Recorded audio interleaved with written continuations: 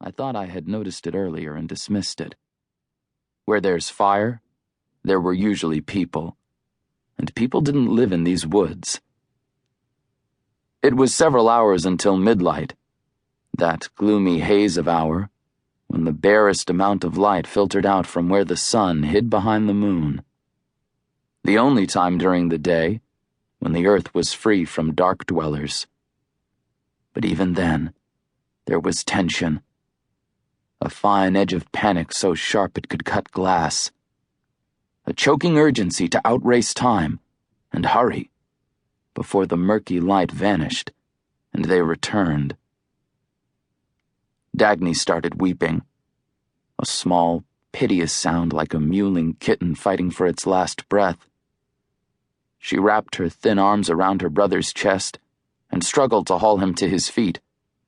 He cried out, and I flinched at the sound that seemed to echo around us. "Are you going to help me?" I held up a hand for her to be quiet, cocking my head to the side and listening to a forest that had fallen suddenly too quiet. "We should never have come this way," Dagny complained. "I told you this forest is cursed." I had heard the tales as a boy, but didn't care, assuming the Black Woods would be less populated.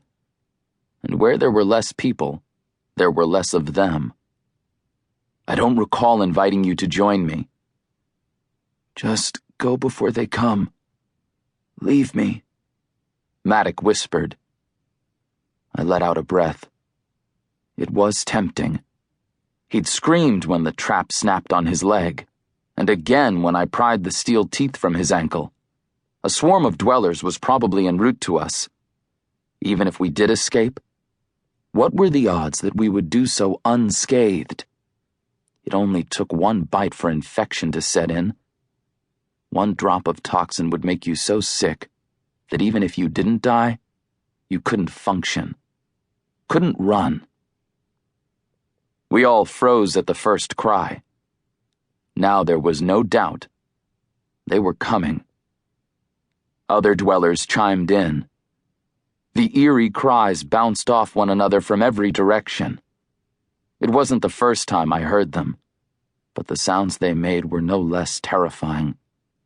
Monkeys went wild in the trees, jumping and rattling vines and branches, safe in their perches, but no less agitated. A strangled sob spilled from Dagny. She clutched her brother closer. "I'm not leaving you." In a sudden surge of energy, Maddox shoved his sister at me and I caught her. The effort made him lose his balance, and he fell back to the ground. "Take her. I can't go on."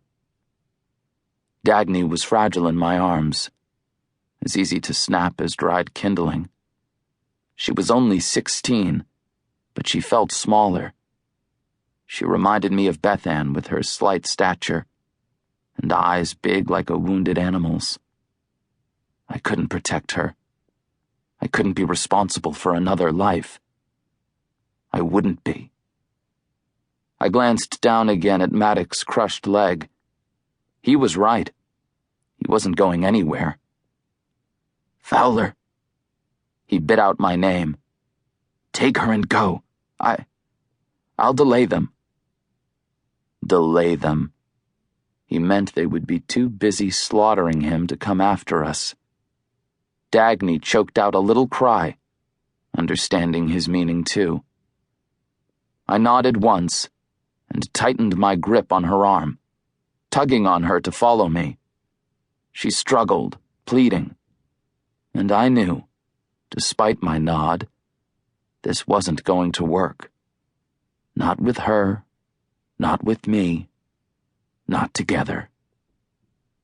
A twig snapped. I released Dagny and shoved her behind me. Yanking an arrow from the quiver at my back, I swung my bow into position. Blood pumped fast and hard in my veins. I drew my string and lined up my arrow in one fluid move, pulling back until my curled fingertips brushed my cheek, as effortless as breathing. Body braced, I rotated on the balls of my feet.